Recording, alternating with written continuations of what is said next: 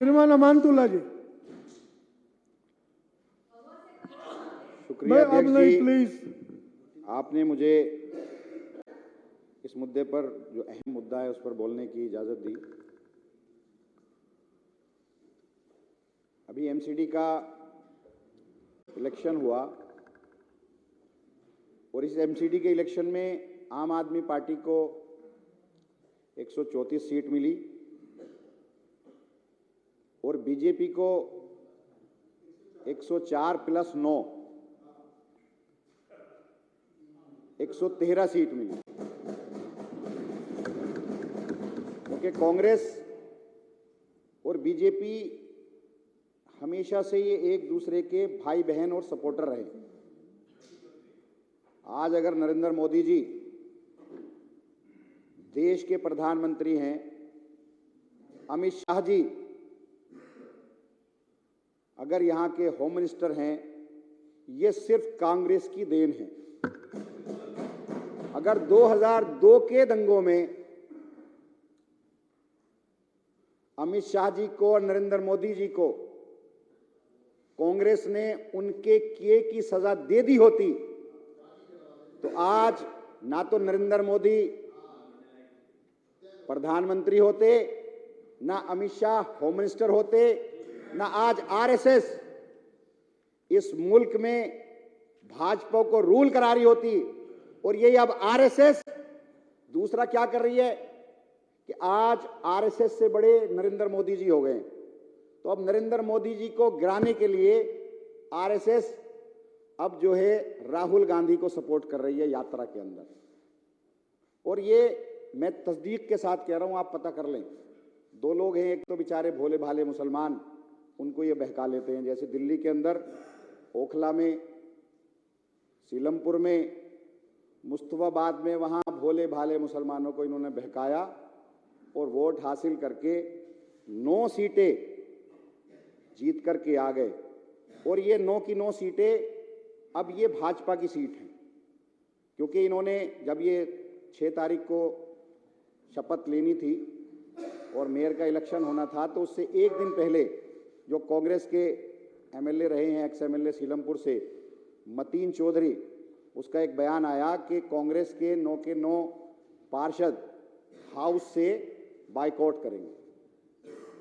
और उन्होंने ऐसा किया भी, क्योंकि इनके बाइकआउट करने से फायदा किसको हो रहा है ये समझने की जरूरत है। कि जैसे सेंट्रल जोन है, सेंट्रल जोन के अंदर ये हाउस से तो बाइकआउट करेंगे, लेकिन जोन के अंदर जो कमेटी है, स्टैंडिंग कमेटी में ये बीजेपी को सपोर्ट करेंगे।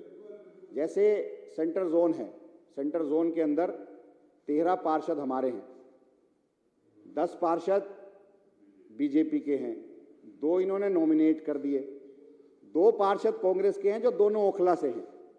और ये दोनों वहां राज्यपाल से बाकायदा इनकी सेटिंग हुई। किसी ने कहा कि इन्होंने 50,000 रुपए लिए, इन्होंने 50 लाख रुपए लिए, 50 लाख नहीं लिए, इन्होंने 1 करोड़ रुपया लिया। और मैं राज्यपाल को जानता हूं, राज्यपाल को ये सपोर्ट करनी है इनको वहां, और उसे वहां जिताना है। यहां पर बाइकआउट करेंगे तो फायदा किसको होगा, वॉकआउट करेंगे तो फायदा किसको होगा, भाजपा को। वहां स्टैंडिंग कमेटी में बाकायदा ये वोट करेंगे। और ये भोले भाले मुसलमान बेचारे भूल गए कि ये वही कांग्रेसी हैं जिन्होंने मुरादाबाद ईदगाह के अंदर मुसलमानों को कत्लेआम कराया था, जिन्होंने मल्याना के अंदर मुसलमानों को कत्लेआम कराया था, जिन्होंने हाशिमपुरा के अंदर कत्लेआम कराया था, जिन्होंने बटला हाउस एनकाउंटर कराया था, जिन्होंने भागलपुर के अंदर कत्लेआम कराया। तो इन दोनों की हिस्ट्री एक जैसी रही है। वो उधर कत्लेआम करते हैं, ये उन्हें बचाते हैं, ये इधर कत्लेआम करते हैं, ये उन्हें बचाते हैं। तो ये एक दूसरे के बहन भाई हैं। और इसी को सपोर्ट करने के लिए कांग्रेस ने हमें जो है वॉकआउट करने का फैसला लिया और वहां पर सपोर्ट करने का फैसला लिया। अब मैं पूछना चाहता हूं भाई, ये कहते हैं कि हमें आम आदमी पार्टी के खिलाफ वोट दिया। भाई आम आदमी पार्टी के खिलाफ वोट नहीं दिया, आपने बेचारे को भोले भाले मुसलमानों को बहकाया, हमारे खिलाफ भड़काया। हम मुसलमान बेचारे भूल गए कि आप तो वही हो जिन्होंने भागलपुर दंगे कराए थे, आप तो वही हो जिन्होंने हाशिमपुरी दंगे कराए थे, आप तो वही हो जिन्होंने मासूम मल्याना के अंदर कत्लेआम कराया था, मंदिर मस्जिद के अंदर, ईदगाह के अंदर। मैंने अभी एक साहब थे कहने लगे साहब हम तो आपसे नाराज़ हैं। मैंने कहा भाई क्यों नाराज़ हैं? कि साहब दिल्ली दंगे और मरकज़ की वजह से नाराज़ हैं। मैंने कहा चलो जी आपकी बात ठीक है, मैं मान लेता हूँ, लेकिन आप मुझे ये बताओ कि पंजाब के अंदर हमारी सरकार है, पंजाब में लुधियाने के अंदर या मलेरकोटला के अंदर ईदगाह के अंदर नमाज पढ़ते हुए मुसलमानों को अगर हम कत्लेआम कर दे तो आप हमें माफ़ करोगे? कि साहब हम माफ़ नहीं करेंगे। तो फिर मैंने कहा ये बताओ कि जब ईदगाह मुरादाबाद ईदगाह के अंदर कांग्रेस की हुकूमत थी और वहाँ पीएसी ने मुसलमानों का कत्लेआम किया था, वहाँ से लाशें भी उठाकर नहीं आ पाए थे, तो आपने उनको माफ़ कैसे कर दिया? कहने लगे साहब हमसे तो गलती हो गई। अब गलती का खमियाजा मैंने कहा ये कर रहे हो, आपने बीजेपी जो आपके तमाम बिजनेसमैन को जेलों के अंदर डाल रही है, ईडी छोड़ रखी है, उलमाओं के जेलों के अंदर डाल रखी है, जो CA/NRC में बेचारे मासूम बच्चे जो जामिया के अंदर प्रोटेस्ट कर रहे थे, जामिया के न जाने कितने स्टूडेंट जेल के अंदर डाल रखे हैं, UAPA लगा दिया, हमारे उलमा मौलाना कलीम सिद्दीकी, मौलाना उमर गौतम, उनको जेल के अंदर डाल रखा है। तो जितने भी हिंदुस्तान के अंदर मुसलमान बिजनेसमैन हैं या आलिम हैं या मुस्लिम लीडरशिप है, उन सब को बीजेपी खत्म कर रही है और उसमें कांग्रेस उनको कहीं ना कहीं सपोर्ट कर रही है। कांग्रेस आवाज़ नहीं उठाती, सिर्फ मुसलमानों को हमारे खिलाफ भड़काती है, जबकि हमने तो ऐसा कोई काम किया ही नहीं। आज वो ये कहते हैं कि सब आप आम आदमी पार्टी को हम वोट नहीं डालेंगे हाउस के अंदर। भाई क्यों नहीं डालोगे? हमने क्या किया? हमने क्या नुकसान पहुंचाया? हमने तो ऐसा कोई काम ही नहीं किया जो किसी भी इंसानियत के खिलाफ हो। ना हमने मुसलमान के लिए कोई खिलाफ कोई काम किया, ना हमने किसी हिंदू के लिए खिलाफ काम किया, ना किसी सिख के लिए खिलाफ काम किया। आम आदमी पार्टी ने तो सबके लिए काम किया, चाहे वो मुसलमान हो, चाहे वो सिख हो, चाहे वो हिंदू हो। अगर हम इलाज दे रहे हैं तो सबको इलाज दे रहे हैं, हम पानी मुफ्त दे रहे हैं तो सबको पानी मुफ्त दे रहे हैं, हम बिजली दे रहे हैं तो सबको बिजली मुफ्त दे रहे हैं, हम अगर एजुकेशन दे रहे हैं, मैं खुद ओखला से आता हूँ, सारी विधानसभाएं मुस्लिम भी हैं, हिंदू भी हैं, सिख भी हैं, ईसाई भी हैं, हर एक विधानसभा के अंदर हमने स्कूल बनाया, लेकिन हमने धर्म की राजनीति नहीं की। तो ये दोनों लोग जो हैं हमें आपस में मिलकर के एक दूसरे को सपोर्ट करके सिर्फ इनका मकसद है कहीं ना कहीं आम आदमी पार्टी को नुकसान पहुंचाया जाए। और कांग्रेस का तो एजेंडा है कि बीजेपी जीत जाए, बीजेपी की सरकार बन जाए, लेकिन कांग्रेस भी आम आदमी पार्टी की सरकार ना बने। और ये जो हज कमेटी का मसला है कि हज कमेटी, ये जितनी भी कमेटियां, जैसे दिल्ली वक्फ बोर्ड है, मैं दिल्ली वक्फ बोर्ड का चेयरमैन हूँ, दिल्ली वक्फ बोर्ड को प्री प्लान तरीके से पहले CBI में FIR दर्ज कराई गई सेम कंटेंट की, उसके बाद ACB में केस चला, मुझे गिरफ्तार कर लिया, अब वो ED में चला गया। तो अब आज वक्फ बोर्ड को खत्म कर दिया और भाजपा ने खत्म किया। कंप्लेन कौन करता है? कंप्लेन करते हैं परवेज हाशमी, कंप्लेन करते हैं चौधरी शरीफ, जो ये कांग्रेस ही हैं, मतीन अहमद।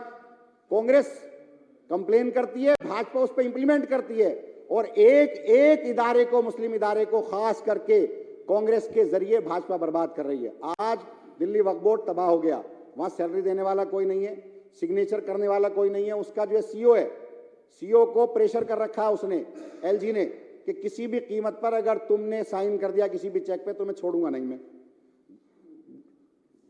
फाइलें कंप्लीट नहीं हो रही। बोर्ड मीटिंग करने के लिए मैं बोर्ड मीटिंग बुलाता हूं, तो बोर्ड मीटिंग के लिए जो है बोर्ड मेंबर्स को बुला लेते हैं, ACB खत्म कर देता है, उन्हें बुलाते हैं, डांटते हैं कि बोर्ड में नहीं जाओगे। तो इदारों को खत्म कर रहा है। ऐसे ये जो है नॉमिनेटेड मेंबर्स सिर्फ इसलिए चुने जाते हैं ज्यादा, जैसे 7 मेंबर हैं वक्फ बोर्ड के अंदर, 3 नॉमिनेटेड हैं, 4 इलेक्टेड हैं। अब पहला नंबर क्या है कि आज इन्होंने हज कमेटी खत्म की, अगली बार ये वक्फ बोर्ड को खत्म करेंगे, उसके बाद माइनॉरिटी कमीशन को खत्म करेंगे, फिर तमाम मंडियों को खत्म करेंगे। ये सरकार की चीजें हैं, सरकार की एजेंट, सरकार चलाती है इन सबको, और ये सरकार के डिपार्टमेंट है, सरकार की जवाबदेही है, चाहे वो वक्फ बोर्ड हो, चाहे वो मंडियां हो, चाहे वो हज कमेटी हो, चाहे वो माइनॉरिटी कमीशन हो, ये सबको टारगेट किया जा रहा है एक एक करके, और ये सिर्फ इसमें कांग्रेस इनको सपोर्ट कर रही है। तो मैं तो सिर्फ इतना कहना चाहूंगा कि कांग्रेस के भाइयों से मैं कहना चाहता हूं कि भाई आप हमें वोट करो, हमें क्यों नहीं वोट करते? हम और आप तो, अगर आप कहते हो हम सेकुलर राजनीति करते हैं तो हम भी सेकुलर राजनीति करते हैं। आप इन भाजपाइयों को सपोर्ट करके आपको क्या मिलेगा? ये भाजपाइयों तो सबके दुश्मन है, ये तो किसी के भी नहीं है, ये तो देश के दुश्मन है, ये तो दलितों के दुश्मन है, ये तो मुसलमानों के दुश्मन है, ये तो OBC के दुश्मन है, ये तो हर एक इंसान, उस इंसान के दुश्मन है जो सेकुलर है। तो इन भाजपाइयों को क्यों सपोर्ट कर रहे हो आप? आपके वॉकआउट करने से भी इन्हीं को सपोर्ट किया जा रहा है। आपको, अगर आप इनको वोट दोगे तो भी इन्हीं को सपोर्ट करेंगे। तो आम आदमी पार्टी 134 सीटें जीत कर आई है, अगर 9 और मिल जाएगी तो हम पूरी ताकत के साथ दिल्ली को चलाएंगे, सपोर्ट करेंगे। शुक्रिया। इन्हीं बातों के साथ मैं अपनी बात को खत्म करता हूं।